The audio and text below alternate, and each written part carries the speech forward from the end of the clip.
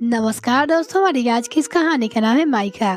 बहू, तुम मायके जा रही हो तो लाल साड़ी पहन लेना और वहाँ अपने सोने के गहने भी लेते जाना। पर मम्मी, मैं तो वही की हूँ, सब मुझे जानते हैं और सब ये कभी पता है कि मेरा ससुराल अच्छा है। फिर भी ये सब दिखाने की क्या जरूरत है? अरे दिखाने दिखाने वाली बात छोड़ो, भाई बहन के लिए कुछ बना लो, उन्हें जो पसंद है। खाली हाथ अच्छा नहीं लगता जाने में। नई नई बहू स्नेहा सोच ही रही थी कि मेरा मायका जाना ही मुझे है। पर मम्मी जी कितने उत्सुक है, वो अपने मायके जाती होंगी तो क्या हाल होता होगा। स्नेहा ने सीधे सासू माँ से प्रश्न करी डाला, मम्मी जी, आप भी इतनी तैयारी से मायके जाती हो? उसने अपनी सासू माँ से पूछा। अचानक पूछे गए स्नेहा से इस प्रश्न से मालती थोड़ी देर चुप रही, फिर मुस्कुराते हुए ना में सिर हिला दिया। मालती ने सिर्फ इतना कहा कि काफी दिनों से मायके नहीं गई हूँ और क्योंकि मम्मी मन नहीं करता क्या मायके जाने के, जहाँ आपका बचपन बीता है। वो अपनी सासू माँ से पूछती है। मालती ने जिम्मेदारियां के ऊपर सारा कारण थोप कर टाल दिया। देखिए मम्मी जी, अब मैं आ गई हूँ ना, आराम से 2-4 दिन के लिए जा सकती हो। मैं यहाँ सब संभालूंगी। आप सारे जहाँ घूमने का मजा बहुत अलग होता है और मायके का अलग। स्नेहा ने मम्मी जी से अनजान बनते हुए कहा, उनके भावनाओं की समझने की कोशिश की। उसे शादी से पहले ही विशाल यानी पति ने बातों में बता दिया था कि मई मामा के घर नहीं जाती और स्नेहा ने उसी समय सोच लिया था कि जो भी हो वो पूरी कोशिश करेगी कि सासू माँ और उनके मायके से संबंध सुधर जाए। कि उसे क्योंकि सासू माँ के भाई से बात नहीं बनती थी। स्नेहा ने कूड़ेदान के बाद मालती थोड़ी भावुक तो हुई, पर चुप रहना ही बेहतर समझा। बस इतना ही बोल पाई थी कि मेरे जाने से वहाँ भी खुशी होनी चाहिए ना, आत्मसम्मान भी कोई चीज होती है। बिल्कुल मम्मी जी, आत्मसम्मान से समझौता बिल्कुल नहीं होना चाहिए, पर कभी कभी गलत फहमियां भी आत्मसम्मान के चारों ओर अपना परा चढ़ा देती है। खैर छोड़िए ना, वो तो मेरी माँ बोल रही थी, हमारे तरफ से एक ऐसी मान्यता है कि सासू माँ के मायके जाने से बहुत शुभ होता है। स्नेहा ने मौका देखकर चौका मारा। ऐसा है कि तुम विशाल के साथ चली जाओ। अरे नहीं मम्मी, वहाँ मैं आपके बिना नहीं जाऊंगी, अपना निर्णय सुन ना। स्नेहा जल्दी जल्दी काम निपटाने लगी और मालती मन ही मन सोच रही थी कि तुझे कैसे बताऊं कि वह औरतें कितनी बड़ी या बूढ़ी हो जाए, मायका और मायके वालों से कभी अलग ही आकर्षक होता है। क्या मेरा मन नहीं करता? पर इतने दिनों हो गए जहाँ से कोई नहीं आया, ना ही कोई बुलाया, फिर भी यही पास में ही मायका है मेरा। मम्मी जी तैयार हो जाइए, आज चलते हैं। स्नेहा ने आग्रह करने के बजाय आदेशात्मक रूपा से कहा, चलना है बहू, आज मामा के घर चलेंगे, प्लीज मना मत कीजिएगा मेरी खातिर, प्लीज मम्मी जी। स्नेहा अपनी सासू माँ से कहती है और जैसे ही मालती ने स्नेहा की ओर आकर्षण से देखा, स्नेहा ने हाँ में सिर हिला ही दिया। पर बहू, पर कुछ नहीं मम्मी जी, जो कुछ होगा मेरी जिम्मेदारी है, आप चलिए तो। दिल तो मालती का है, यही चाहता था कि जाने पर शायद इतना फोर्स किसी ने किया ही नहीं था, कहीं बहू के सामने अपमान हो गया तो। अरे नहीं नहीं नहीं, शायद नहीं जाना चाहिए। ओहो भगवान ने कुछ निर्णय क्यों नहीं ले पा रही हूँ, मालती सोच रही थी। क्या हुआ मालती? विश्वनाथ जी, मालती के यानी पति ने मालती के कंधे पर हाथ रखते हुए पूछा। कुछ नहीं, मालती कुछ बोलती उससे पहले ही विश्वनाथ जी ने कहा, स्नेहा समझदार है, पढ़ी लिखी है। मालती, कभी कभी हमें बच्चों को भी सुननी चाहिए और सम्मान अपमान बहू के सामने।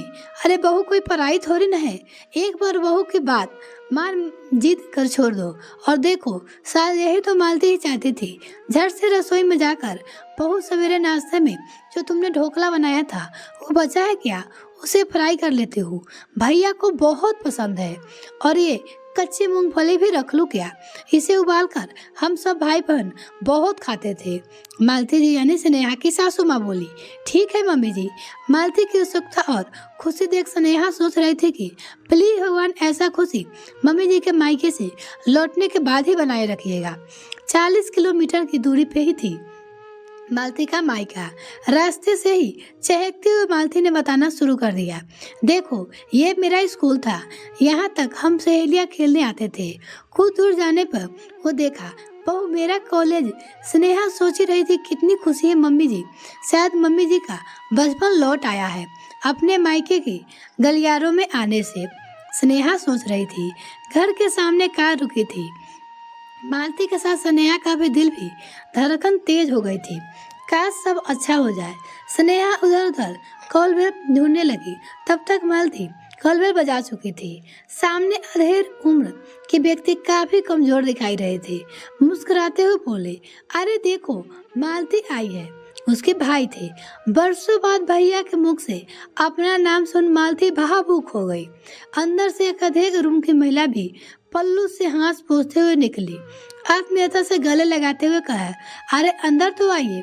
जैसे ही कदम बढ़ाए और मालती अंदर जाने के लिए देखने वाले व्यक्ति कोई नहीं, मालती के भाई मलय ही थे, जिन्होंने मालती का 1 मिनट का हाथ पकड़ा और फुर्ती से बगल वाले घर में जाकर बोले, देखो तो मालती आई है।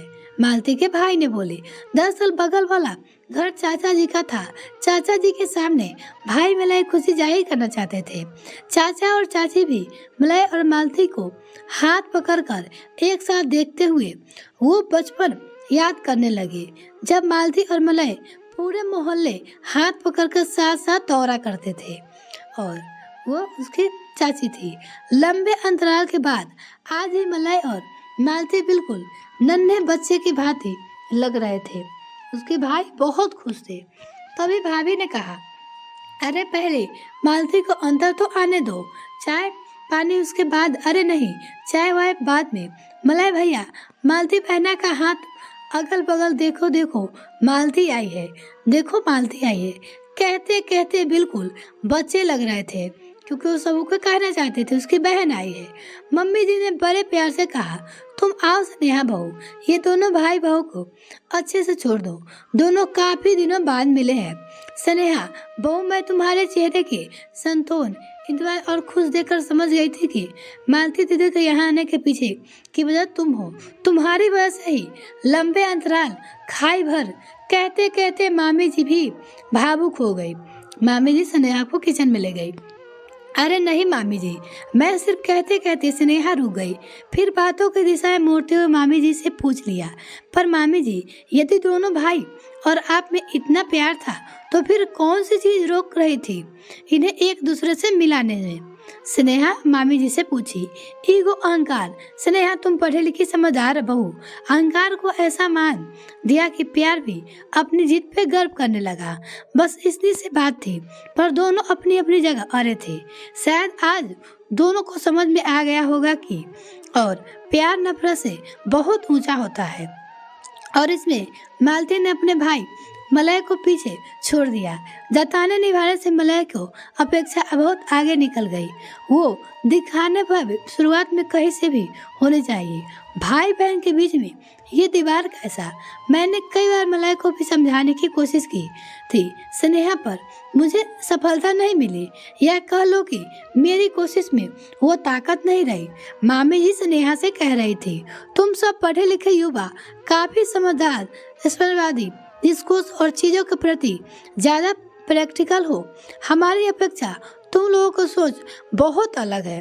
अब देखो ना, तुमने कितने अच्छे ढंग से बिगड़े रिश्तों को नया आयाम दिया है। सच में बरसों से चली आ रही सास बहू के रिश्ते को दोस्ताना रूप देकर सासू माँ के मन की भावनाओं को समझ तुमने एक नई पहल की है।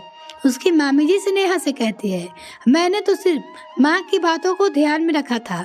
मामी जी वो हमेशा कहती थी, बेटा ससुराल में हमेशा लड़कियाँ को कुछ न कुछ शिकायत ही रहती है, पर एक बात का ध्यान रखना, तुम किसी के होठे पर मुस्कुराहट खुशी ला सकती हो तो वो तुम्हारी सबसे बड़ी पूजा होगी।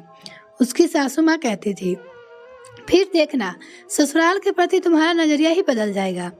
अनजाने में ही सही, आज मम्मी जी और मामा जी के चेहरे पे खुशी देखकर लग रहा है कि माँ ने बिल्कुल ठीक कहा था। यह कहानी आपको कैसी लगी कमेंट सेक्शन में लिखना ना भूले। इसी तरह कहानी सुनने के लिए जुड़े रहे हमारे साथ। तब तक के लिए धन्यवाद दोस्तों।